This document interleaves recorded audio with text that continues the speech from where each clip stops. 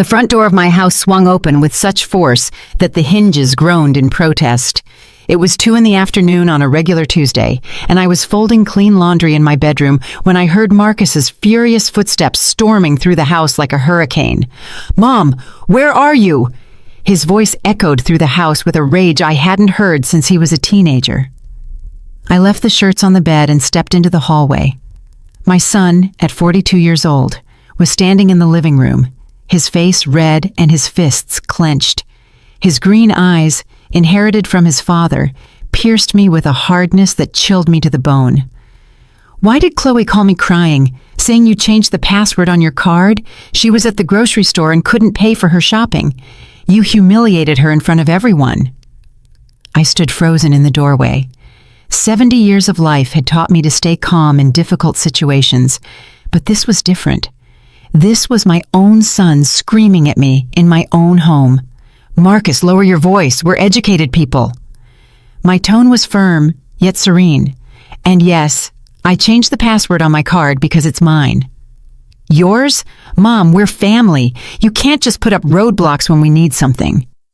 He took 2 steps closer to me, and for the first time in my life, I felt a knot of fear in my stomach. "The card is in my name, Marcus. It's my money." "Your money? Seriously, are you going to be so selfish?" His words flew at me like projectiles. "Chloe was just buying stuff for the house, food, cleaning supplies, normal things." I knew that wasn't true. I had reviewed my statements last week. $200 on makeup, $300 on clothes, $500 at an expensive restaurant. But I decided not to mention it right then. "Son, if you need money for something specific, we can talk about it like adults. But I'm not going to leave my card with no password for just anyone to use." "Just anyone? You're calling my wife just anyone?" His voice went up another notch. "She's your daughter-in-law. She's part of this family." I sat down in my favorite armchair, the same one where I had breastfed Marcus 40 years ago.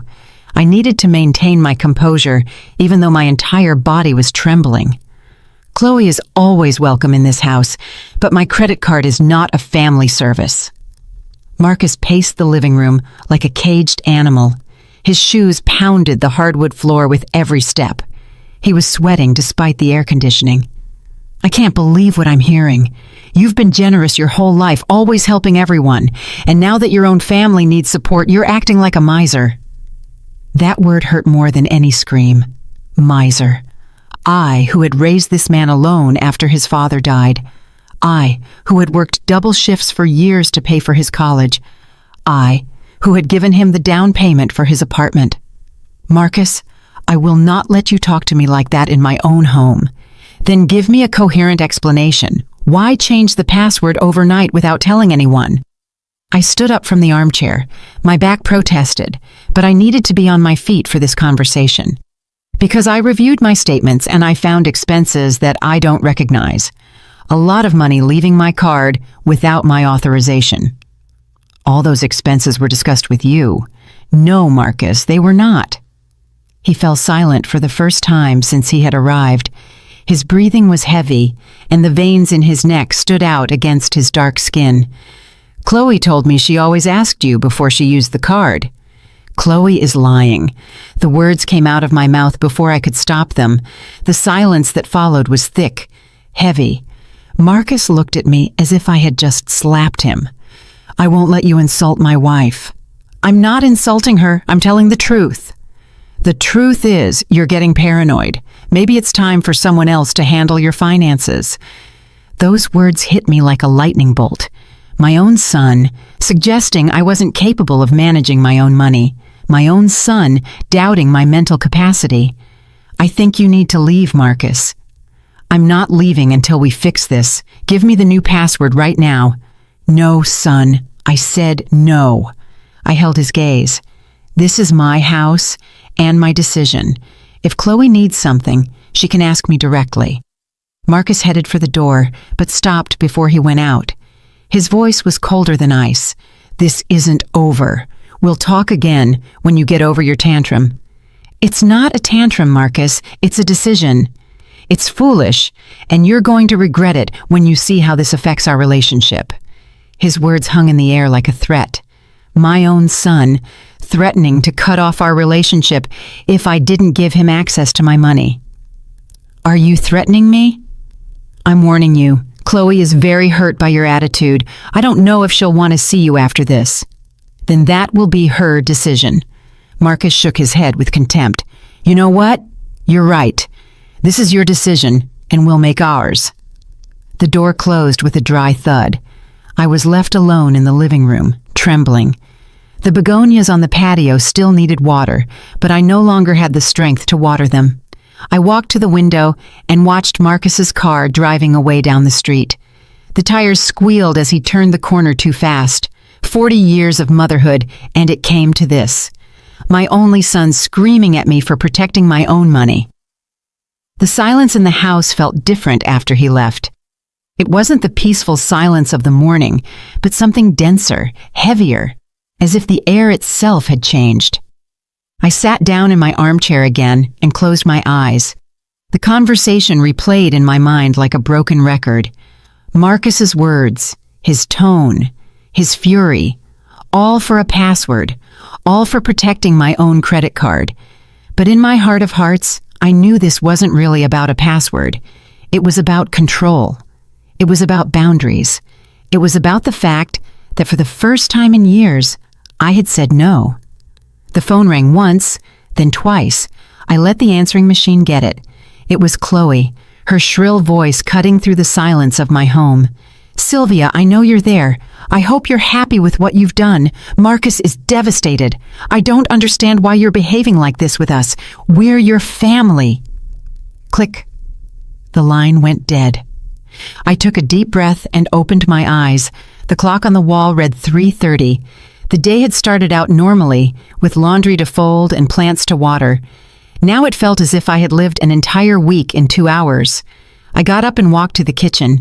I was hungry, but more than that, I needed to do something with my hands. Cooking had always been my refuge in difficult times. As I peeled potatoes for a late lunch, I couldn't stop thinking about Marcus's expression. The anger in his eyes wasn't new, but the coldness was. It was as if he had seen right through me and decided I was no longer worth his respect. But that sunny afternoon was just the beginning of the nightmare I would live.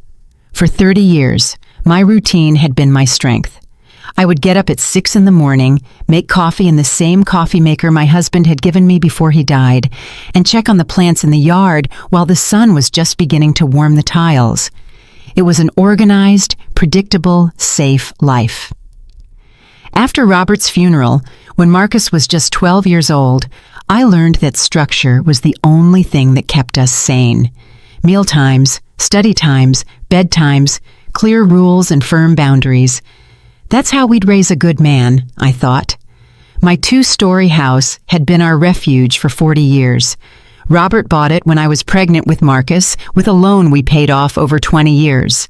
Every room had a story. Every corner held memories. The backyard where Marcus learned to walk, the kitchen where I prepared thousands of family meals, the living room where we celebrated every birthday. The neighbors knew me as the woman who always had time to help. When Ms. Carter got sick, I brought her food for 2 months. When the Perez family's son needed money for school, I lent them $500 without charging interest. Generosity had been my way of honoring Robert's memory. Marcus was always a good son, studious, respectful, affectionate. When he turned 25 and got his first job as an accountant, I was proud. My sacrifice had been worth it. For years, we were a perfect team. He handled my taxes. I cooked for him on Sundays. We visited each other regularly. Everything changed when he met Chloe. The first time he introduced her to me, I was making mac and cheese in the kitchen. Marcus came in with a smile I hadn't seen since he was a teenager, holding the hand of a thin blonde woman with perfectly manicured nails and clothes that cost more than my monthly salary. "Mom, this is Chloe, the woman of my life." Chloe smiled at me with perfect white teeth, but her eyes evaluated me from head to toe as if I were an obstacle she needed to remove. Her handshake was firm, but cold. "It's a pleasure to meet you, Mrs. Johnson. Marcus talks about you all the time." During dinner, Chloe praised my cooking, asked about my garden, and showed interest in our family photos. She seemed genuinely interested in getting to know us. When they left that night, I thought I had found a good daughter-in-law. The next few visits were just as pleasant. Chloe brought me flowers, helped me wash the dishes, and told me funny stories about her job at the expensive clothing boutique downtown. Marcus seemed happy, and that was all that mattered to me. The wedding was small but elegant. I paid for half the expenses without them even asking. He was my only son, my only chance to be a mother of the groom. Chloe chose everything: the dress, the flowers, the menu, the music. I just signed the checks and smiled for the photos. For the first few months of marriage, the Sunday visits continued. Marcus and Chloe would come over for lunch, tell me about their new married life, and I enjoyed having him close. The house felt full again, like when Marcus was a boy. The first favors started innocently. "Sylvia, can you lend us some money? We're a little tight this month with apartment expenses." Chloe spoke to me in a sweet, almost timid voice. "It's $200. We'll pay you back on Friday." I gave them the money without a second thought. It was $200. I had enough savings, and they were just starting their married life. It was normal for young people to have financial difficulties at the beginning. Friday came, but the money didn't. Instead, another request arrived. "Mom, can you lend us $300 more? Chloe needs clothes for work, and I don't get my bonus until next month." $300, then $500, then more. Always with the same promise, "We'll pay you back soon." Always with the same excuse, "We're a little tight this month." After 6 months, my loans totaled almost $5,000. When I brought it up during a Sunday lunch, Marcus got uncomfortable. "Mom, you know we're going to pay you back. I don't understand why you're keeping such exact accounts. We're family." "Of course we're family, son, but $5,000 isn't..." Chloe intervened with her most charming smile. "Sylvia, you're right. We've been careless with the payments. How about we give you my credit card as collateral?" I didn't want their credit card. I wanted my money, but I accepted because I didn't know how to negotiate with my own family. A week later, Chloe called me in a desperate voice. "Sylvia, I have an emergency. My card is blocked and I need to buy medicine for my mom. Can I borrow yours just for today?" I lent her my card. Just for a day, I thought. Just for medicine. That night, I checked my statement online. $150 at the pharmacy. Perfect, I thought. But there were other charges too. $80 on cosmetics, $200 on clothes, $300 at an expensive restaurant. When I confronted Chloe the next day, she apologized with tears in her eyes. "I'm so sorry, Sylvia. I was at the mall and I saw some incredible sales, and I just thought it would be okay. I'll pay you back tomorrow." She didn't pay me back tomorrow, or the next week, or the next month, but she did continue to ask for my card for emergencies. The emergency for her sister's birthday, the emergency for the shoes she needed for a wedding, the emergency for Marcus's anniversary gift. Always emergencies, always urgent, always with promises of immediate repayment. After a year, I had lost count of how much money had left my card. My life savings were dwindling month after month, but every time I tried to talk about it, Marcus made me feel guilty. "Mom, I don't understand why you're so petty with us. You have enough money, and we're trying to get ahead." Petty. That word was etched in my mind for weeks. The Sunday visits became tense. I would cook, they would eat, but the conversations always revolved around money. Bills they couldn't pay, unexpected expenses, opportunities they were missing out on for lack of cash. "If we had a better car, I could get a better job," Chloe would say while playing with her new phone. "If we could move to a nicer neighborhood, we'd have a better quality of life," Marcus would add while serving himself a third portion of my stew. I listened in silence, knowing their words were indirect requests for more money. One afternoon, while reviewing my bank statements, I realized something that chilled me to the bone. In the last 6 months, I had spent more money than I was earning from my retirement fund. My life savings were evaporating to finance Marcus and Chloe's luxurious lifestyle. I couldn't sleep that night. I stayed awake until dawn, calculating how much money I had lost, how much they owed me, and how much longer I could sustain this situation before I was ruined. For the first time in 30 years, my morning routine did not bring me peace. The coffee tasted bitter, the plants seemed wilted, and the silence of my house felt like a sentence. Something had to change, but I didn't know how to confront my own family without destroying everything we had built together. The following months were a slow torture of small lies and big losses. Every week brought a new emergency. Every emergency required my card, and every use of my card turned into expenses I had not authorized. Sylvia, I need your card to buy medicine for Marcus. He has an infection and needs expensive antibiotics, Chloe would tell me in a worried voice. An hour later, my phone would receive notifications of $400 in purchases at clothing stores. When I confronted her, she always had an explanation. I forgot to mention I also needed new underwear. Mine are really old and Marcus complains. $400 on underwear. It was a special sale, 3 pieces for the price of 1. I couldn't pass up the opportunity. There was always a justification, always a reason why the extra expense was necessary, intelligent, or inevitable. And I, who had raised an honest son, was beginning to doubt my own perception. The Sunday visits became financial review sessions. Chloe would arrive with a mental list of future expenses that required my support. Marcus's cousin is getting married next month. We need new clothes for the wedding. Marcus's cousin. I knew my son better than anyone. He was an only child. His first cousin is like a sister to him. Marcus would nod without looking up from his plate. His silence had become complicit. I need $500 for a dress and shoes, Chloe continued. I can't show up looking shabby. His family is very elegant. $500 for a cousin's wedding I didn't know, to impress people I didn't care about. But when I tried to refuse, Marcus would intervene with his new strategy, emotional guilt. Mom, you don't understand how important this is for us. We're building a social reputation. My job depends on the connections I make at these events. His job as an accountant at a mid-sized firm didn't depend on any social connections, but I no longer knew how to argue with them without sounding like a stingy old woman. One Thursday afternoon, while I was watering the plants on the patio, I received a call from my bank. Mrs. Johnson, we're calling to confirm an unusual purchase on your credit card, a $1,200 transaction at an electronics store. Can you confirm if you authorize this? $1,200. An electronics store.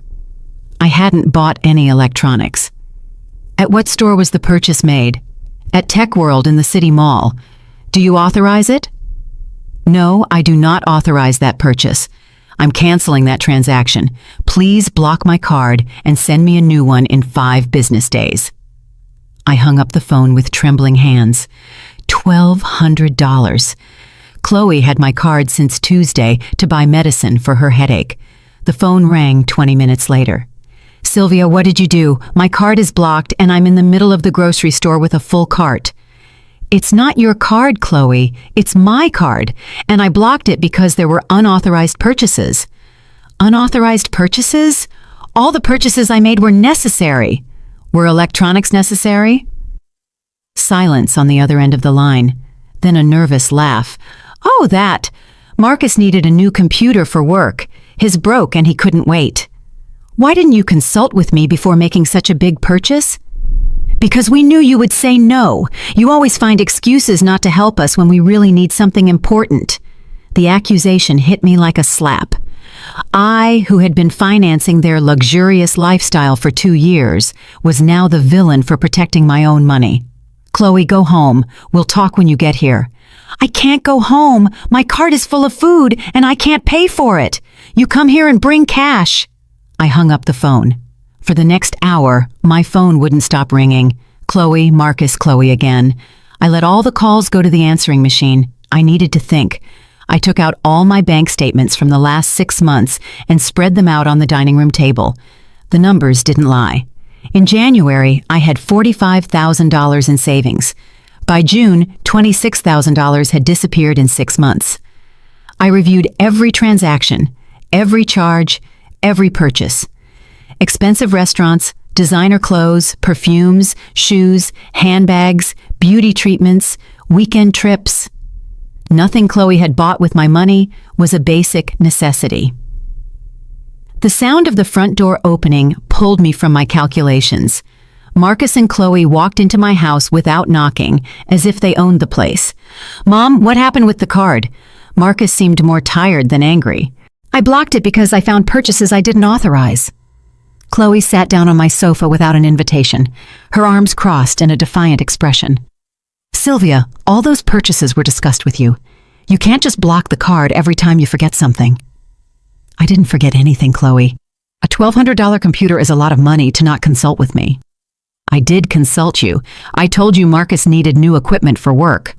"No, you didn't. You told me you needed money for medicine." Marcus sighed and sat down in the armchair across from me. "Mom, sometimes emergencies change. Yes, she needed medicine, but when I got to the electronics store, they had incredible sales. I couldn't miss out on the opportunity." "Incredible sales of $1,200? The computer normally costs $2,000. It was a bargain." I stared at him. My son, whom I had raised to be honest and responsible, justifying an impulsive purchase of over $1,000 as if it were the most normal thing in the world. "Marcus, that computer was not an emergency. It was a luxury." "It's not a luxury, it's a work tool."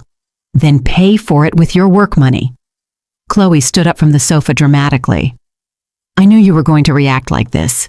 You always find a way to make us feel bad for asking for help." "I'm not making you feel bad. I just want you to respect my money. Your money is always your money. We're family, Sylvia. Family money is for the whole family." "My money is mine, Chloe. I worked 40 years for it." Marcus stood up and started pacing the living room. "Mom, we understand your point, but you also have to understand ours. We're fighting to grow professionally, to have a better life. Your support is fundamental for us." "I've supported you for 2 years, Marcus. I've spent more than $25,000 on you." $25,000? Chloe sounded offended. "We haven't spent that much." I pointed to the papers spread on the table. "The statements are right here. See for yourself." Neither of them came to the table. Neither of them wanted to see the real numbers. "The point is," Marcus continued, "that we need to know we can count on you. Blocking the card without warning puts us in humiliating situations." "Humiliating?" "Yes, Mom, humiliating. Do you know how Chloe felt when her card was declined in front of everyone at the grocery store? It's not her card, it's the family card." Those words resonated in my mind. The family card. My money converted into community property without my consent. "I think I need some time to think." "Time to think about what?" Chloe sounded impatient. "If you want to keep lending us your card?" "Of course you're going to keep lending it to us," Marcus said, genuinely surprised that it was even an option. "We're your family." I stood up from the chair and walked to the window. My garden looked beautiful under the afternoon sun.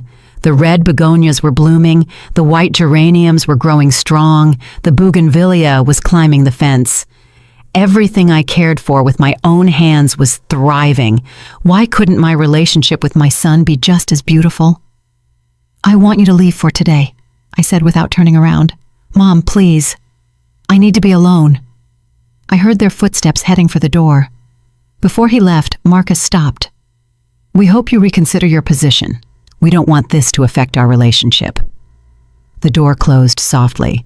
This time there were no slamming doors or screams, just the sound of my dreams of a perfect family slowly crumbling. But I didn't know this was just the beginning of something much worse. For 3 days, my house was wrapped in an eerie silence. There were no calls from Marcus asking for money, no surprise visits from Chloe with new emergencies. It was as if they had decided to give me time to reconsider my decision to block the card. On Friday morning, while I was having coffee on the patio, I decided it was time to face the reality completely. I had spent 2 years avoiding a detailed review of my finances, blindly trusting my family. It was time to see the real damage.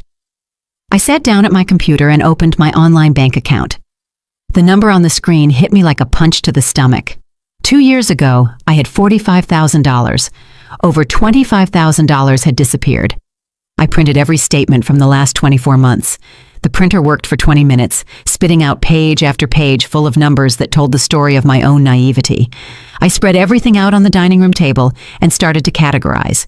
Reasonable grocery purchases, occasional acceptable restaurants, but then there was everything else. March, $500 at a jewelry store. I hadn't bought any jewelry. April, $700 on women's clothing. I don't wear $700 clothes. May, $300 at a spa. I don't go to spas. June, $1,000 on electronics. I barely know how to use my basic phone. July, $800 on perfumes and cosmetics. My perfume costs $30 and lasts me 6 months. The list went on, page after page. Every month had purchases I didn't remember authorizing, expenses on things I would never use, money spent in places I had never been. I took out my phone book and dialed my bank's number. "Good morning, Mrs. Johnson. How can I help you?" "I need detailed information on all my credit card transactions over the last 2 years. Can you send me a complete report?" "Of course. Is there a specific problem with your account?" "There are transactions I don't recognize." "I understand. We'll send you the full report by certified mail within 3 business days. I also recommend you check if anyone else has access to your card." Someone else. Chloe? After hanging up, I went to my room and opened the lockbox where I kept my important documents. My passport, the house deeds, insurance policies, and there at the bottom, something that chilled me to the bone, a copy of my credit card. I picked it up with trembling hands. It was a clear photocopy of both sides of my card, including the 3-digit security number on the back. In the bottom corner was a note written in Chloe's handwriting, "For emergencies, C." When had she made that copy? When had she been in my room without my knowledge? Since when did she have free access to my financial information? The phone rang. It was Chloe. "Sylvia, how are you? I've missed you these past few days." Her voice was sweet, like in the first few months after the wedding. It was the voice she used when she wanted something. "I'm fine, Chloe. Good to hear from you." "Hey, I have a tiny question. Do you remember your card's security number? I want to buy something online, and I don't have the card with me." The world stopped. She had a copy of my card, and now she was asking for the security code as if it were nothing, as if it were the most natural thing in the world. "Where is my card, Chloe?" "I have it, of course, like always. Didn't you give it to me to hold on to a few months ago for emergencies?" I didn't remember giving her my card permanently. I remembered temporary loans, one-day favors, specific emergencies, but according to Chloe, I had authorized her to keep my card indefinitely. "Chloe, I need you to return my card." "Why? Did something bad happen? I need to have it with me." "But Sylvia, how are we going to handle emergencies? We'll have to bother you every time we need something urgent." "Yes, you'll have to ask for my permission every time." There was a long silence on the other end of the line. "You know what? We'd better talk in person. I'm coming over." "No, Chloe, just give me my card back." "I'm coming over," she repeated, and hung up. 20 minutes later, I heard Marcus's car parking in front of my house. This time they didn't come screaming. They rang the doorbell like normal visitors. I opened the door and found Chloe alone, smiling as if nothing had happened. "Hi, Sylvia. Can I come in?" I let her in, even though every instinct told me not to. She sat on the sofa and took my credit card out of her purse. "Here's your card, but before I give it back, I think we need to talk." She placed it on the coffee table, but didn't push it toward me. "Talk about what? About why you suddenly don't trust us? About why you're acting like we're strangers? About why you've changed so much?" "I haven't changed, Chloe. I'm just protecting my money."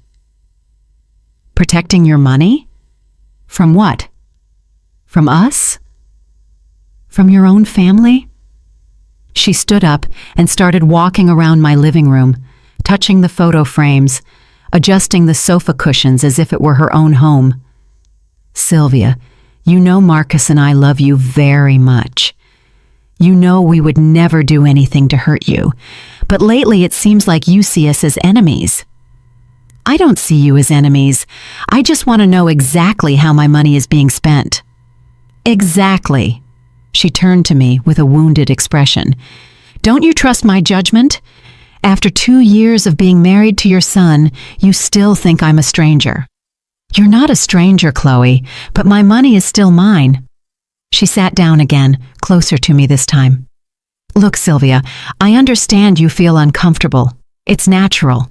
When a woman reaches a certain age, it's normal for her to become more cautious with money. A certain age. The phrase hung in the air like a subtle threat. What do you mean by that? Nothing bad, of course. It's just that sometimes older people worry too much about small things. They get a little paranoid. Paranoid. The same word Marcus had used. Paranoid for wanting to control my own credit card. Paranoid for thinking your family is stealing from you. The words came out of her mouth so naturally that it took me a moment to process them. Stealing. She had used the word stealing.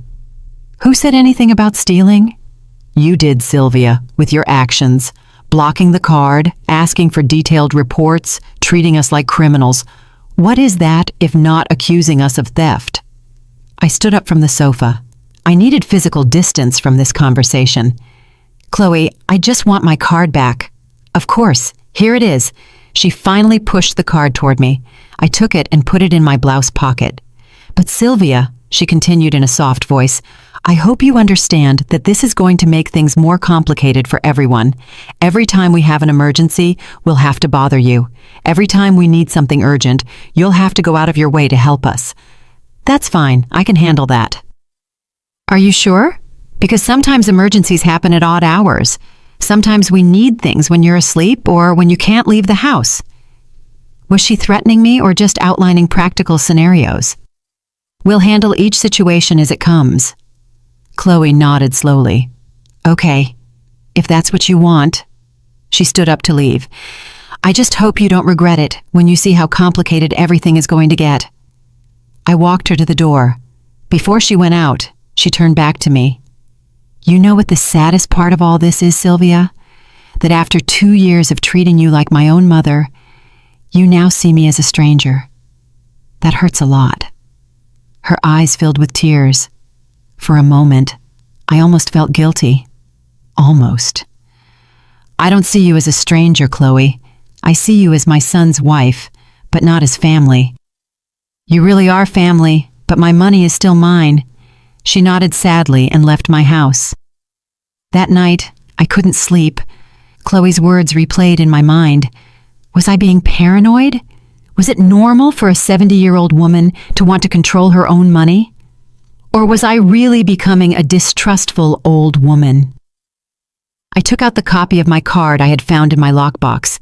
I studied it under the light of my bedside lamp. It was a perfect, clear, usable copy. Someone had planned this. And then I understood the truth. I wasn't becoming paranoid. I had been too trusting, but I didn't know that the worst was yet to come. On Monday morning, the detailed report from my bank arrived by certified mail. 5 pages of transactions that told the complete story of how I had lost $25,000 in 2 years. Every purchase had a date, time, location, and amount. It was like reading the diary of a life that wasn't mine.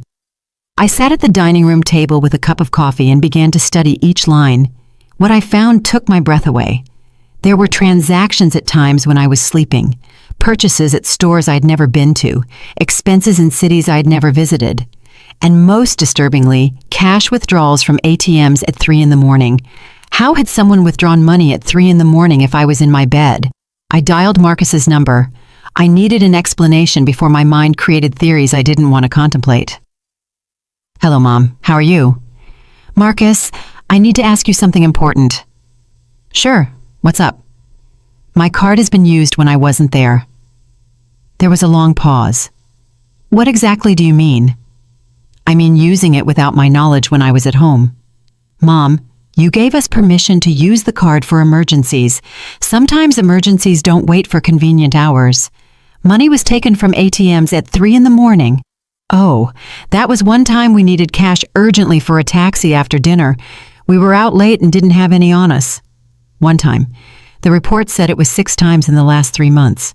Mom, I'm not going to keep a detailed log of every emergency to report back to you like we're children. His tone had become defensive, impatient. Marcus, It's 6 withdrawals of $300 each, $1,800 in cash. And they were all for legitimate expenses. I don't understand why you're suddenly treating us like criminals. I'm not treating you like criminals. I just want to understand how my money was spent. You know what, Mom? I think we need a serious conversation. Chloe and I are coming over. Marcus, The line went dead before I could finish. I was left holding the phone, my stomach churning. I didn't want another confrontation, but I knew it was inevitable. While I waited for them to arrive, I continued to review the report. I found something that made me feel physically sick. 2 simultaneous transactions in different places. A purchase at an expensive restaurant at the same time as a purchase at a clothing store 12 miles away. It was impossible for a single person to have made those 2 purchases at the same time, which meant they had made additional copies of my card. 40 minutes later, Marcus and Chloe walked into my house. This time, they didn't ring the doorbell. They used the key I had given them for emergencies years ago. Mom, we have to talk, Marcus said before sitting down. Chloe looked different, less conciliatory, more determined. She sat across from me with her arms crossed. Sylvia, this is getting out of control, she began. Your suspicions, your accusations, your obsessive review of every expense, it's not normal. It's not normal to want to know how my own money is being spent. It's not normal to treat your family like they're scammers, Marcus interjected. I put the bank report on the table. Explain this to me. 2 purchases at the same time in different places. Marcus took the sheets and quickly reviewed them. What purchases? Friday, April 15th, a $200 purchase at the Grand Table restaurant at 8 in the evening. At the same time, a $300 purchase at Elegance Boutique. Chloe and Marcus exchanged a quick look. Oh, that, Chloe said naturally. I was at the restaurant and Marcus was buying me a surprise gift at the boutique. We used both cards at the same time so I wouldn't find out about the surprise. Both cards? Your card and my card, Marcus explained. But my card got blocked that day, so I had to use yours for the gift too. The explanation sounded rehearsed, too perfect, but I had no way to prove they were lying. How many copies of my card exist? Copies? Chloe seemed genuinely confused. What copies? I took out the photocopy I had found in my lockbox. This copy, with your handwriting on it. Chloe took it and studied it as if she were seeing it for the first time. Oh yeah, I made this copy months ago so I'd have the numbers in case I lost the original card in an emergency. Is that wrong? Did you make more copies? No, of course not. Why would I? To make simultaneous purchases in different places. Marcus stood up from his chair. Mom, stop! We can't take these accusations anymore. They're not accusations, Marcus. They're legitimate questions about my own money. They're accusations of fraud. You're accusing us of stealing. I just want explanations. Chloe stood up as well and approached me. Sylvia, do you know how much this hurts us? Do you know how it feels for your own mother-in-law to think you're a thief? Her eyes filled with tears, but this time, they didn't move me. I just want the truth. The truth is you're getting paranoid, Marcus yelled. The truth is that every time we need your help, you make us feel like criminals. The truth is, Chloe continued in a shaky voice, we're considering distancing ourselves from you until you get professional help. Professional help? Yes, Mom. Marcus calmed down slightly. I think you should talk to a doctor. These personality changes, this paranoia, this distrust of your own family, it's not normal. My personality hasn't changed. I'm just protecting my money. Your personality has changed, Chloe insisted. Before you were generous, loving, you trusted us. Now you're suspicious, stingy. You treat us badly. Stingy for not wanting to give away $25,000. It hasn't been $25,000, Marcus protested. I took all the bank statements and spread them out on the table. The numbers are right here. Count it yourself. Neither of them even looked at the papers. I'm not going to participate in this obsession of yours with keeping exact accounts of every favor you've done for us, Marcus said. Favors. $25,000 are favors? Yes, they're favors from a mother to her son. It's what normal families do. Normal families don't hide copies of credit cards. Chloe took the photocopy from the table. Do you want me to tear it up? Will that make you feel better? She ripped the paper into small pieces and let them fall onto the table. There. Are you happy now? How many other copies did you make? None. I didn't make any other copies. Then explain the late-night withdrawals. I already explained the late-night withdrawals. Marcus approached and placed his hand on my shoulder.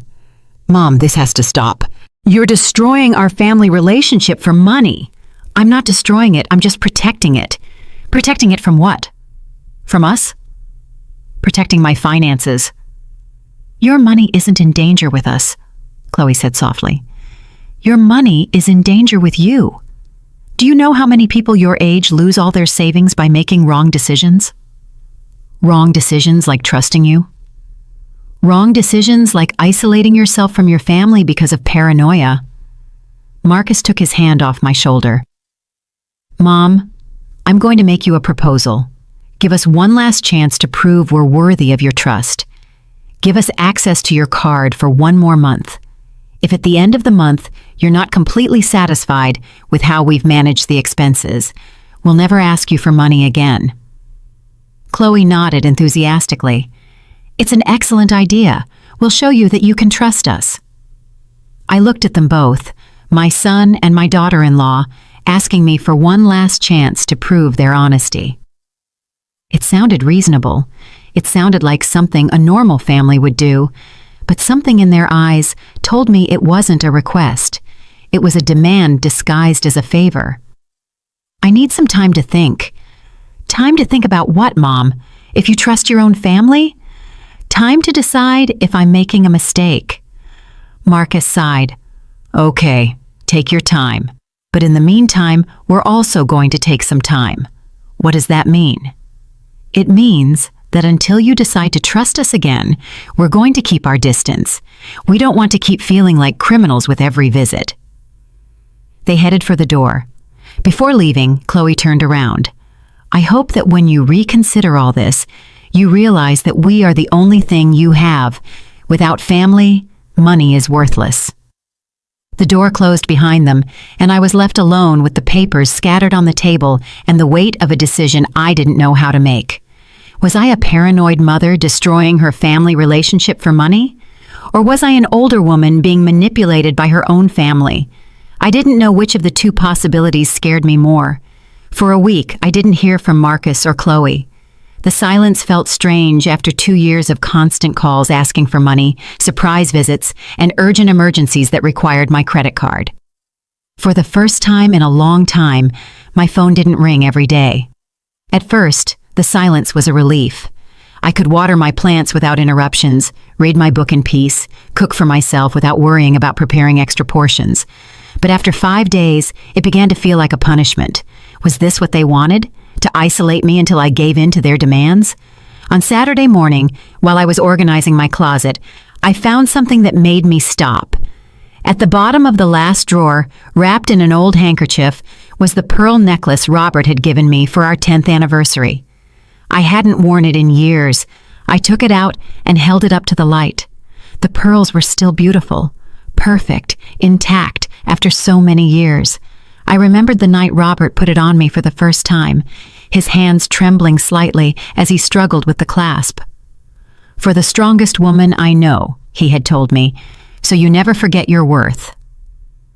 My worth. When had I started to doubt it? I decided to put on the necklace and leave the house. I needed fresh air. I needed to see people. I needed to remember that a world existed beyond this situation with Marcus and Chloe. I went to the downtown farmers market where I had bought vegetables for 20 years. Mr. Garcia, the owner of the fruit stand, greeted me with his usual wrinkled smile. Mrs. Johnson, it's so good to see you. How have you been? I've been okay, Mr. Garcia. A little worried lately, but I'm okay. Worried about what? Your health? Your family? He nodded with understanding. Families can be complicated. I have 5 kids, and each one gives me a different headache. Did you ever feel that your kids saw you only as a source of money?" Mr. Garcia stopped arranging the oranges and looked at me directly. "Mrs. Johnson, are you going through something like that? I don't know if I'm exaggerating or if it's really happening. Do you want some advice from someone who has lived 75 years?" I nodded. When your own instincts tell you something isn't right, listen to them. A mother's instincts never lie. His words stayed with me the whole way back home. A mother's instincts never lie. That afternoon, while I was watering the begonias, my phone rang. It was Marcus. "Hello, Mom. How are you?" "Hello, son. I'm fine. And you?" "We've been thinking a lot. Chloe and I discussed the whole situation and came to a conclusion."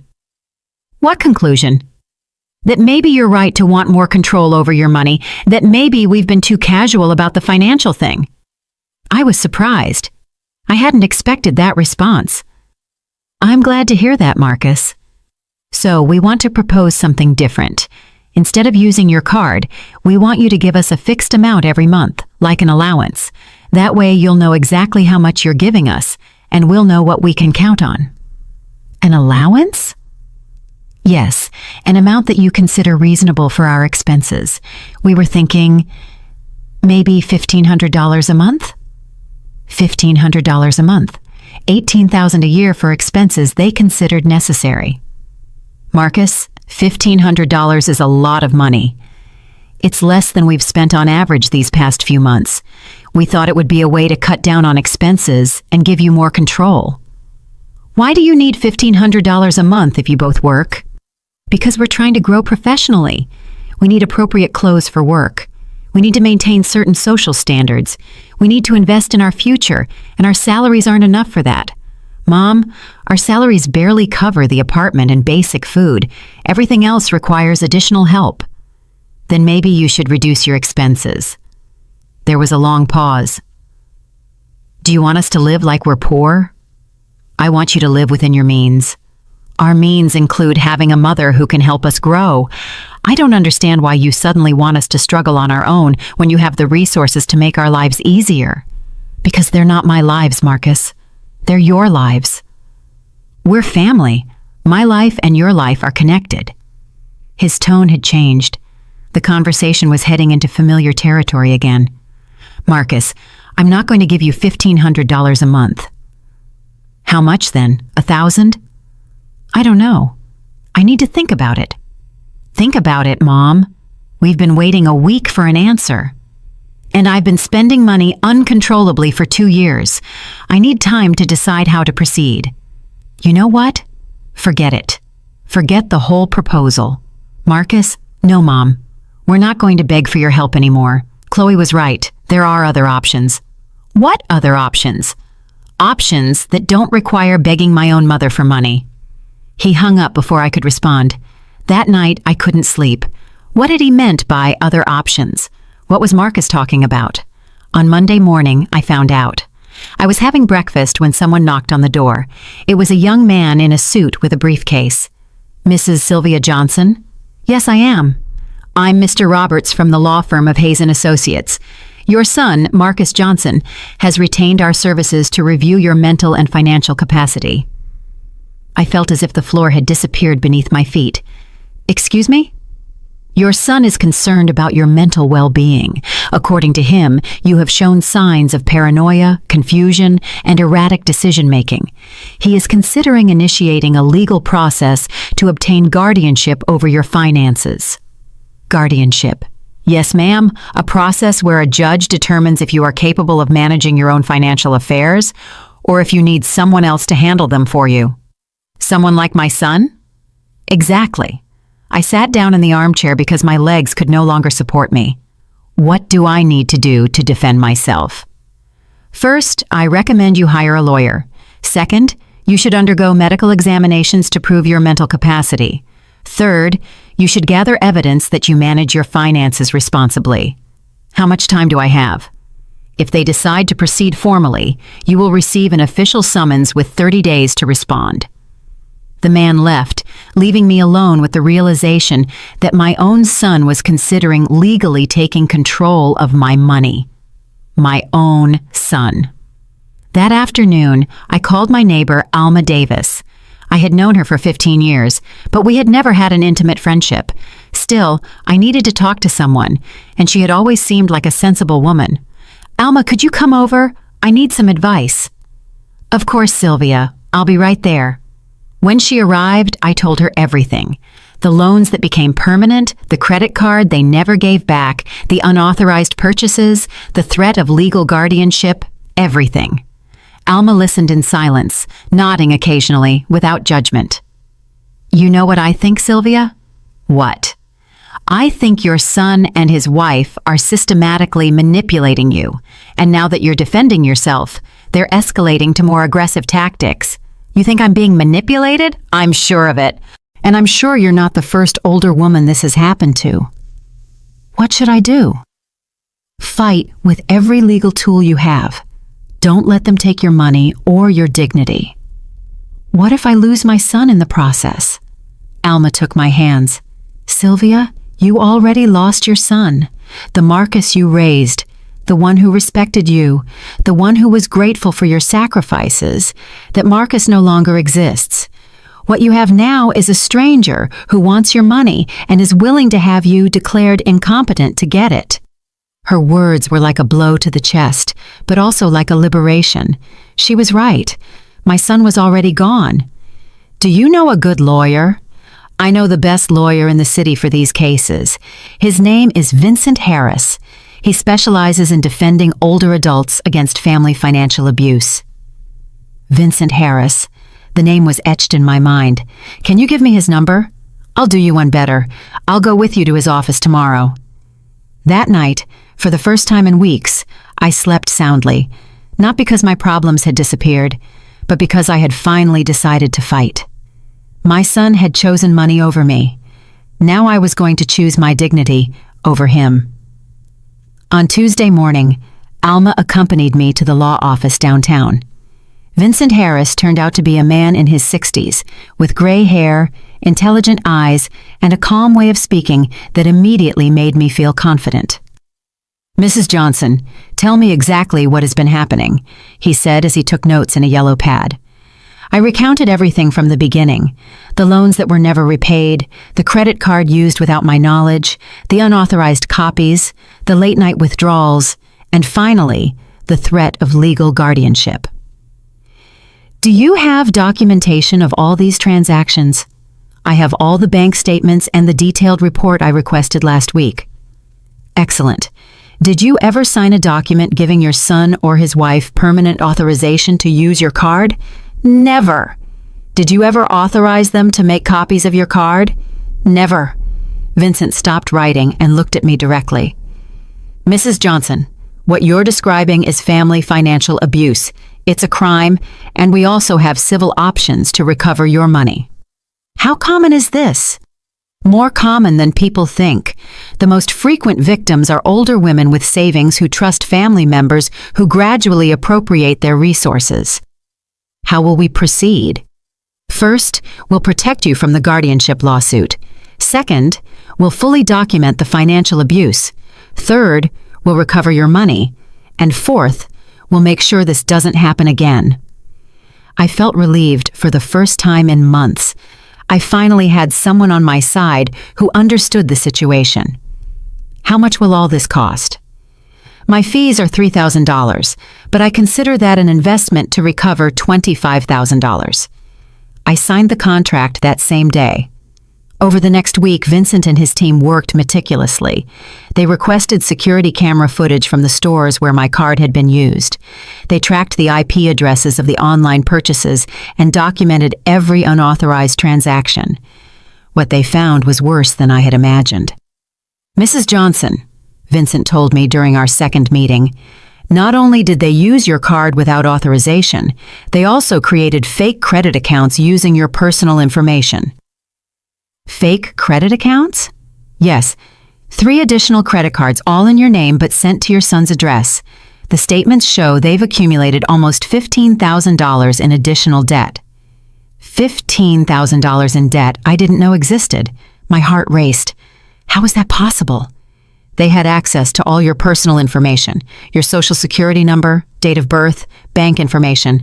With that data, it's relatively easy to apply for credit online. This means I owe that money. Not necessarily. We're going to dispute all those accounts as identity fraud, but we need to act fast. That afternoon, Vincent accompanied me to file fraud reports with the 3 credit agencies. We also filed a criminal complaint for identity theft and financial abuse. What will happen now?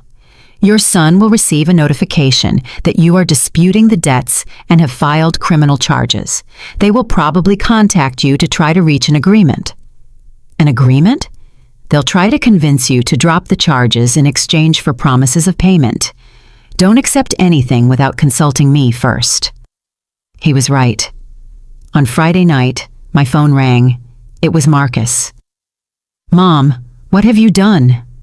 His voice sounded different, scared, desperate. I've protected my finances, son.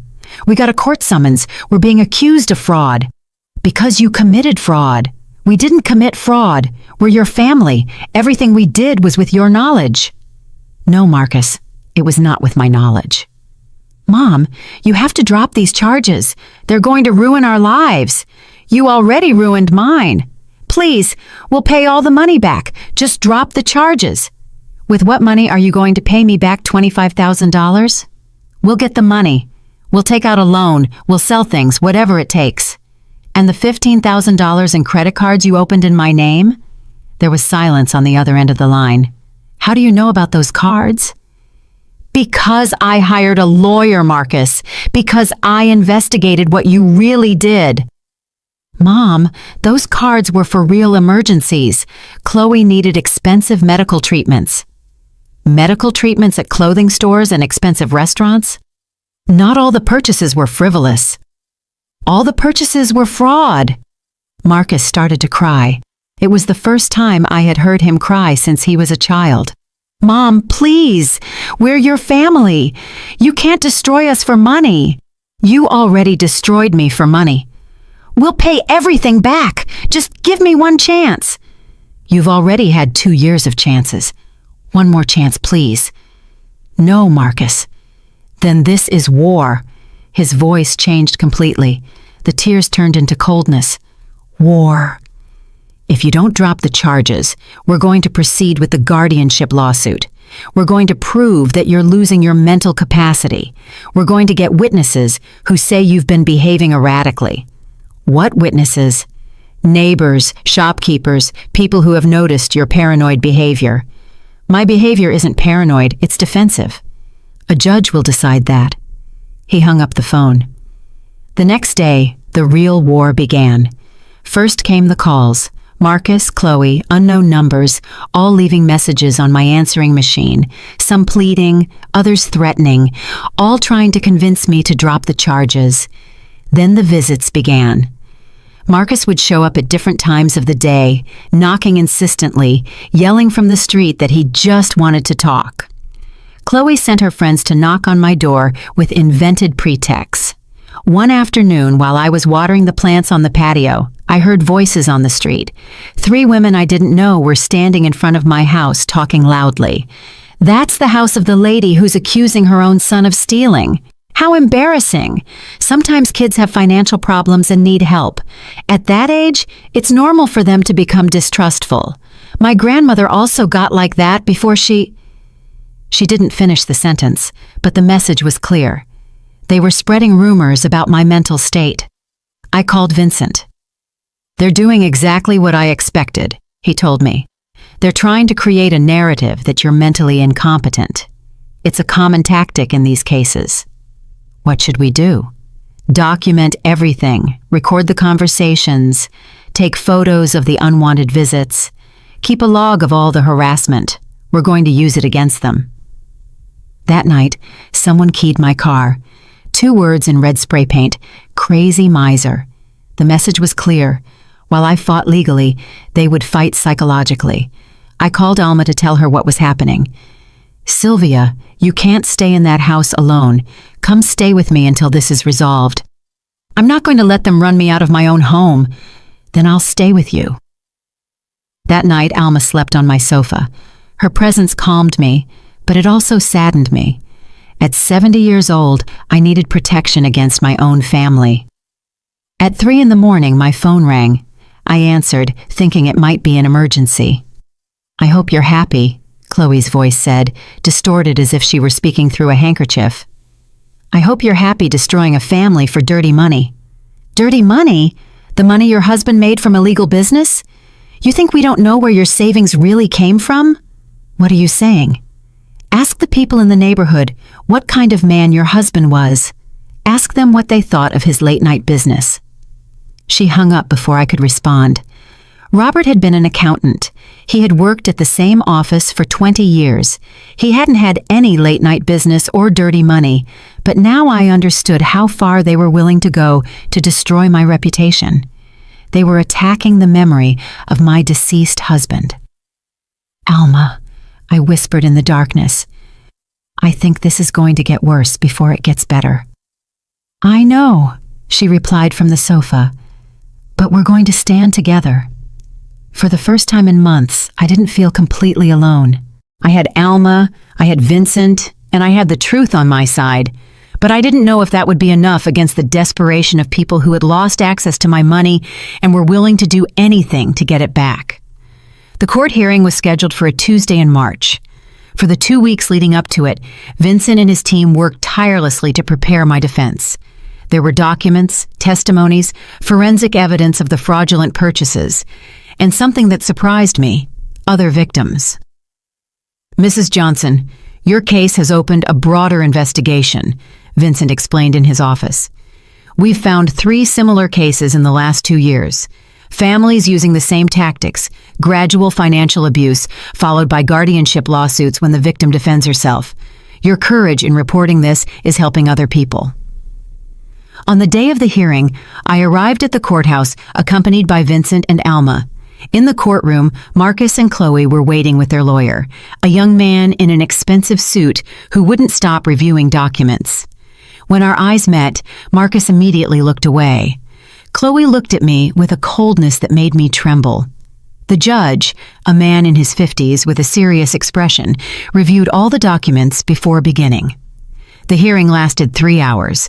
Vincent meticulously presented all the evidence: the $25,000 in unauthorized purchases, the 3 credit cards opened fraudulently, the late-night cash withdrawals, the unauthorized copies of my card. Every transaction was documented with a date, time, location, and amount. Marcus's lawyer tried to argue that everything had been verbally authorized, that I had given permission to use my financial information, that my lawsuit was the result of age-related mental confusion. He presented as evidence testimonies from 2 people who had supposedly noticed changes in my behavior, but Vincent had prepared a devastating surprise. He had obtained security camera recordings from several stores where my card had been used. The images clearly showed Chloe using my card while I was supposedly at home. He also had phone records that showed that during some of those purchases, I had been talking on the phone from my home landline, which made it impossible for me to have been present at the stores. The most compelling evidence was the testimony of my family doctor, Dr. Paul Rodriguez, who had been my doctor for 15 years.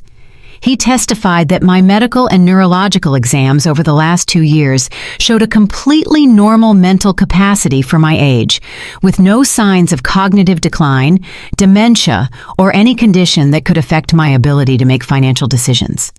When the judge asked me to testify, I stood up with trembling legs, but with a firm voice.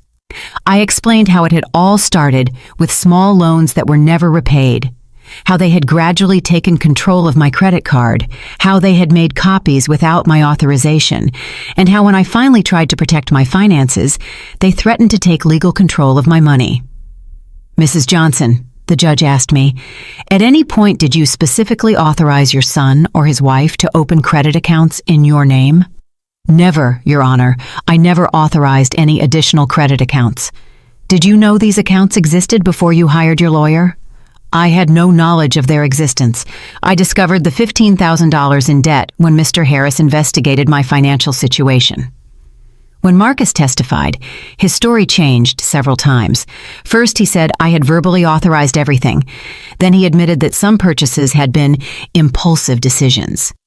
Finally, he acknowledged that the additional credit accounts had been opened without my direct knowledge, but insisted that it had been for legitimate family expenses. The judge interrupted him coldly. Mr. Johnson, regardless of your intentions, opening credit accounts using another person's personal information without their explicit authorization constitutes identity fraud, a federal crime. The judge's decision was clear and definitive. Not only did he completely reject the guardianship lawsuit, but he ordered Marcus and Chloe to immediately repay the $25,000 I had documented, plus interest and legal costs. Furthermore, he ordered the immediate cancellation of the 3 fraudulent accounts and the removal of that debt from my credit history. As if that wasn't enough, he issued a restraining order that prohibited them from contacting me directly for 1 year, and any future communication had to be through lawyers. The documented behavior in this case, the judge declared, represents a systematic pattern of family financial abuse.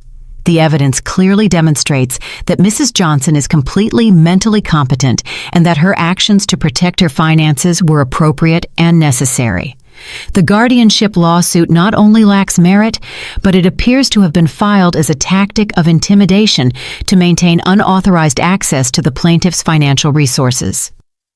When we left the courtroom, Vincent explained that the process of recovering the money could take a few months, but that the court order legally obligated them to begin payments immediately. If they didn't comply, they would face additional charges for contempt of court. That night, in the tranquility of my home, I sat in my favorite armchair with a cup of tea and looked out the window at my garden. The red begonias were blooming beautifully. The white geraniums were growing strong. Everything I had cared for with love was still thriving. For the first time in 2 years, my money was safe. My house was protected. My future was in my own hands again. But along with the relief came a deep sadness. I had won the legal battle. I had recovered my money. I had protected my dignity, but I had lost my son, the Marcus I had raised, the boy I had breastfed in that same armchair, the young man I had supported for years. That Marcus was gone forever, replaced by a stranger who had been willing to declare me mentally incompetent to access my money. Justice had triumphed, but my mother's heart was still broken. 6 months after the hearing, my life had found a new normal.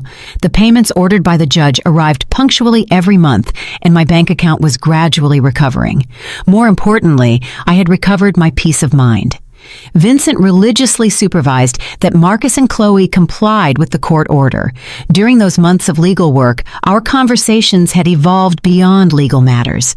I discovered that Vincent had been a widower for 5 years, that he had 3 adult children who lived in other cities, and that he shared my love for gardening. "How do you get your bougainvillea to grow so beautifully?" he asked me one afternoon while we were reviewing the latest payment documents on my patio. "Patience and constant care," I replied, "like everything worthwhile in life." His visits had become more frequent and less professional. He would arrive with excuses about documents to review, but would stay to have coffee and talk about books, politics, memories of our marriages, and plans for the future. He made me feel valued not for my money, but for who I was as a person. One Sunday afternoon in October, while we were sharing tea and homemade cookies, Vincent took my hand. "Sylvia, these months with you have been the happiest I've had since I lost my wife. You've given me back the hope that life can still be beautiful at our age. And you've given me back the confidence that good people exist who don't want to take advantage of me. Does it seem crazy that a 62-year-old lawyer is thinking about falling in love with his 70-year-old client? It seems wonderful that a 70-year-old woman is feeling butterflies in her stomach like a schoolgirl." We got married in a small, intimate ceremony 6 months later.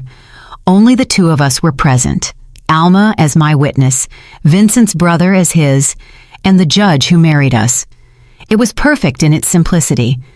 Vincent moved into my house, bringing his law books, his plants, and a quiet joy that filled every room.